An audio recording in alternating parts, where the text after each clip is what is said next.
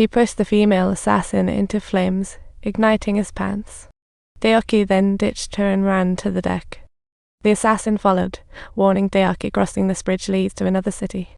You'll face an endless welcome party.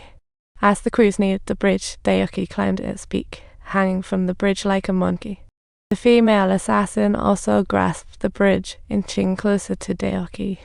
As she neared, Daoqi kicked out, sending her tumbling into the water like she had just vanished. He returned to the city, evading the hunters like a pro, with 5 hours left until the party ended. He quietly prayed he could hang in there till the end. He came to an old playground, spotted a puddle, and as thirsty as a desert camel, drank straight from it, ignoring hygiene. His phone again gave away his location, and his pursuers chuckled like bees. Helpless, Daoqi had to flee anew before he could rest. He dashed into a neighborhood only to get ambushed and knocked out.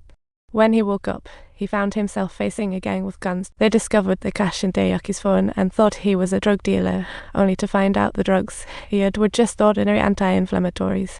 Daoqi didn't have time to explain, urgently warning them that he was being hunted, and if they didn't leave soon, they'd all become targets. The gang didn't believe him at all, already eyeing Daoqi's account. Just then, a knock at the door sent silence through. One gang member got ready to open the door, and Daoqi saw his chance to slip into the bathroom, thinking he had escaped. The intruder was the 5th hunter after him. As he stepped in, bullets started flying. Daoqi ducked down, looking like a squished dumpling. Since the rules didn't allow for firearms, the long-haired guy pulled out his taser to get ready for a showdown. But as soon as he moved, a cautious little black decided to go for broke and shot the long-haired guy. Daoqi struggled to push off the corpse, stepped outside cautiously, grabbed a handgun, and checked for survivors. After making sure it was safe, he tiptoed away rapidly like a little thief. Just as he stepped out, he bumped into the bespectacled gang member. There were only 2 hours left in the hunt game. The control room boss saw Daoqi enter a hospital, thinking, "What's he up to?" Daoqi joined the hunting game for the prize reluctantly, but actually he had a terminal illness, aiming to ensure a good future for his wife. He picked up a medicine bottle and asked, "Is this anti-cancer?" The nurse glanced and said, "It's just painkillers." Plus, the hospital system had no admission record. Daoqi realized the boss had set him a trap. Furious, Daoqi called the boss, only to have his cover blown. The boss admitted his lie, bribed Little Fat to drug secretly, planning to keep the drama up. The hunting game was nearing its end, and the boss promised Daoqi he'd collect 24.5 million when the sun rose, and live his happy life with family. After hanging up, he quickly notified his wife, explaining his dire predicament, and told her to figure out how to ditch Little Fat. She aimed to get to the meeting spot, but Little Fat blocked her. So, she played thirsty to send him off on a water run.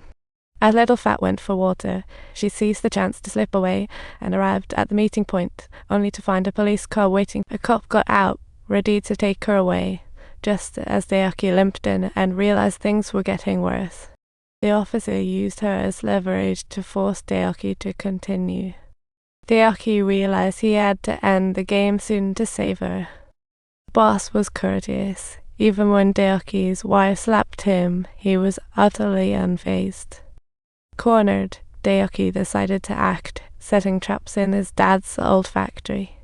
He dusted off the electric box, and the rooftop's neon instantly caught the attention of 3 hunters. Subtitles: Beardy, the British gentleman, and the huntress gather out front. The British gent greeted the huntress with finesse, while Beardy stalked behind her like her bodyguard. Beardy cautiously sought targets in the factory as the huntress stealthily entered through the window. A falling chain caught his eye just as Daoqi emerged from behind. Beardy had to drop his dagger, quickly seized by Daoqi, who was ready to lock her up, but the huntress knocked over some metal. Beardy took the chance to hit back, pinning Daoqi down, and mayhem was about to ensue. Daoqi pushed Beardy off him with all his might and quickly slammed the press button. Beardy's hand was instantly squished into a meat patty, leaving him stuck. Daoqi hurried upstairs to continue the hunt. Unbeknownst to her, she tripped, and the fallen gun was picked up by her double-crossing friend, Little Fat. Little Fat aimed at Daoqi, but bam. He accidentally shot the hunter sneaking behind him. At that moment, the last hunter, the British gent, arrived. Daoqi quickly dragged Little Fat into a trap and pulled the switch, releasing a stream of acetone. Watching the explosion in the distance, Daoqi felt the surge of joy. After securing Little Fat, he headed towards the control room to save his. When he arrived, he found the boss had already vanished into thin air, but thankfully his wife was safe. He barely had time to reunite before the British gent barged in, advancing on Daoqi. Daoqi quickly ran towards the stairs to protect his wife, while the British gent, a principled hunter, made a point to keep her out of harm's way. Forget it. To protect himself, he dared not do anything to harm her. Daoqi cornered. The British gent closes in. A showdown awaits.